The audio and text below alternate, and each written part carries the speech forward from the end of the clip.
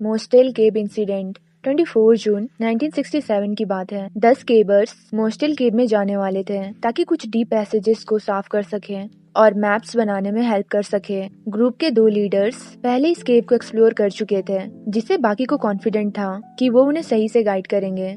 ये पर्टिकुलर केव अपनी tight space और बहुत कम एरिया के लिए जाना जाता है, जहाँ एक इंसान मुश्किल से पूरी तरह खड़ा हो सकता है। कुछ घंटों के अंदर रहने के बाद 4 केबर्स को एहसास हुआ कि केव एक्चुअली में कितना डिफिकल्ट है और उन्होंने बाहर लौटने का फैसला किया। जब वो 4 केबर्स बाहर आए तो उन्होंने आसमान में बादल छाए हुए देखे, बट उन्हें कुछ भी अजीब नहीं लगा। बाकी के केबर्स अपनी केबिंग जारी रखे फार मैराथन तक पहुंचने के लिए, जिसकी लंबाई थी 18x12 इंचेस और उसके बॉटम में थोड़ा पानी बह रहा था। हर कुछ सही जाता हुआ दिख रहा था। जो 4 केबर्स बाहर आए थे उन्होंने नोटिस किया कि बाहर बारिश हो रही है। शुरू में बारिश में कुछ भी अजीब नहीं लग रहा था, लेकिन जो केबर्स अंदर थे उन्होंने नोटिस किया कि केव के अंदर बॉटम में पानी का बहाव बढ़ रहा है और पानी इतना ज्यादा बढ़ गया था कि उन्होंने वहीं पे अपनी केविंग एंड करने का सोचा और बाहर निकलने का फैसला किया, जबकि वो एंट्रेंस से 3 घंटे दूर थे।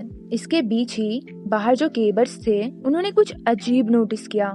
केव के एंट्रेंस पे पानी से लेक बन चुका था और जो केबर्स अंदर थे उन्हें कोई आइडिया नहीं था कि किस अमाउंट में पानी केव के अंदर आने वाला है। बाहर के 4 केबर्स हेल्प के लिए दौड़े और अंदर के केबर्स हाई चेम्बर की तलाश करने लगे। हावेवर पानी उनके फेसेस तक पहुंच चुकी थी। रेस्क्यूअर्स और 100 ऑफ वॉलंटियर्स ने बिना थके काम किया।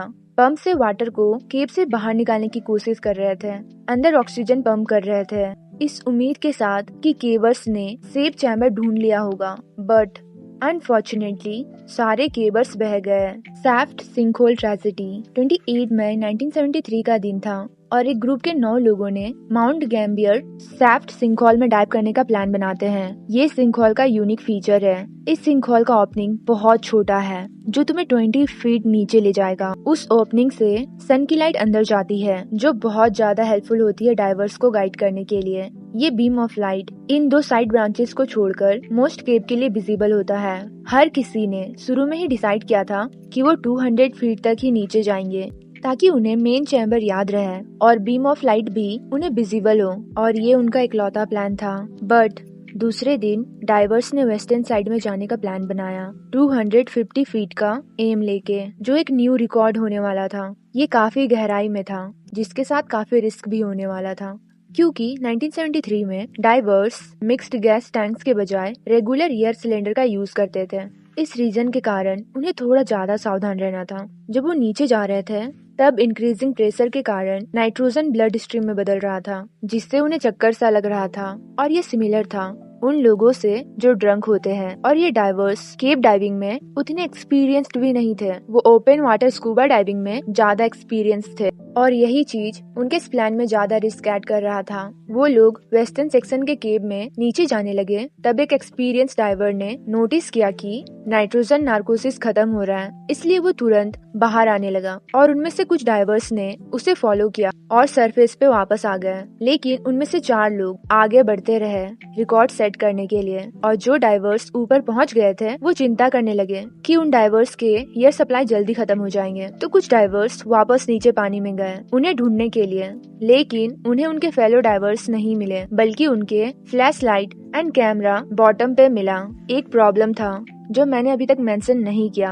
उन डाइवर्स के स्पीड ने काफी टाइम से जमे गाद को हिलाकर रेत के बादल में बदल दिया, जिसे वापस बैठने में बहुत टाइम लगेगा, और इसके कारण डाइवर्स को अच्छे से पैसेज दिखेगा ही नहीं। पानी के नीचे के डाइवर्स के लिए बिना कुछ देखे डायरेक्शन पता लगाने की कोई उम्मीद नहीं थी। ऑक्सीजन खतरनाक रूप से कम हो रही थी और वो चारों डाइवर्स पानी में बह गए। Jacobs well tragedy. 23 नवंबर 1983 का दिन था जब टेक्सास स्टेट यूनिवर्सिटी के 2 स्टूडेंट्स रिचर्ड और क्लर्क जैकब्स वेल में एंटर करने वाले थे, एक अंडर वाटर होल जो एक अंडर वाटर केव तक ले जाता है। ये होल खाली दिखता है 25 फीट तक, और बहुत सारे लोग बॉटम को टच करने का ट्राई करते हैं और फिर वापस ऊपर आते हैं। हावेवर ये बस एक झूठ था, क्योंकि एक्चुअली में पानी के अंदर 3 और चैम्बर था।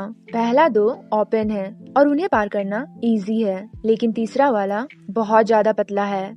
जहाँ से पार होना थोड़ा मुश्किल है। अगर आप किसी तरह मैनेज करके थर्ड चैम्बर पार कर लोगे तो आप एक रूम में एंटर करोगे जो 10 फीट लंबा है एंड उसके बाद आपको एक छोटा सा होल दिखेगा जिसे पार करना नियरली इम्पॉसिबल है। ये स्मॉल टनल 2 फीट डायमीटर का है।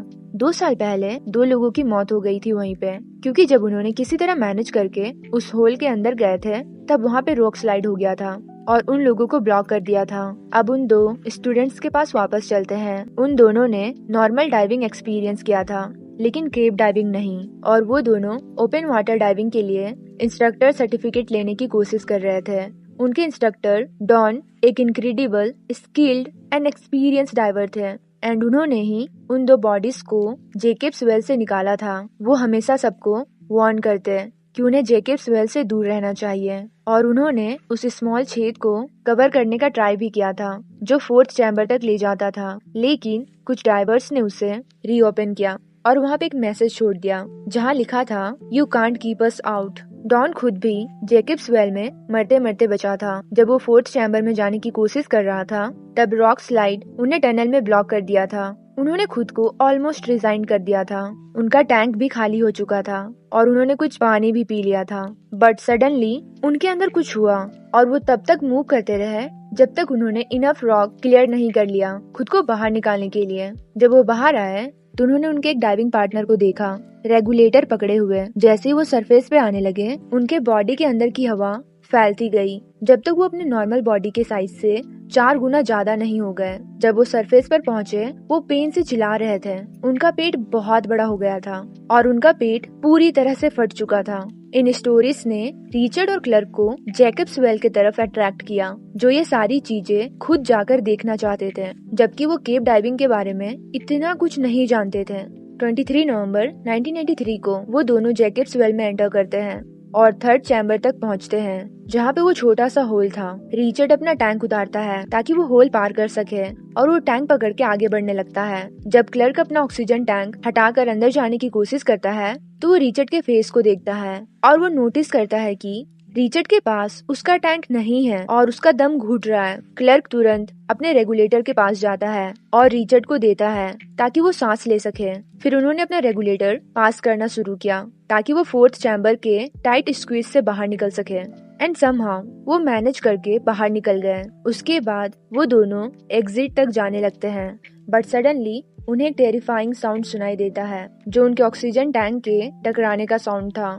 इससे उन्हें सिर्फ ये नहीं पता चलता है कि वो गलत डायरेक्शन में जा रहे हैं, बट ये भी कि उनका टैंक खाली हो चुका है। फिर उन्हें रियलाइज होता है कि वो 1st चैम्बर के गलत चिमनी में है, एक ऐसा टनल जो दिखता है कि वो तुम्हें सरफेस तक ले जाएगा, बट एक्चुअली में वो एक डेड एंड है। क्लर्क ने किसी तरह से मैनेज करके सरफेस तक पहुंच गया और फाइनली उसे सांस में सांस आई 75 फीट की लंबाई को कवर करके, वो भी एक सांस में। अनफॉर्चुनेटली रिचर्ड के लिए हम सेम चीज नहीं बोल सकते हैं क्योंकि वो पीछे छूट गया और पानी में बह गया।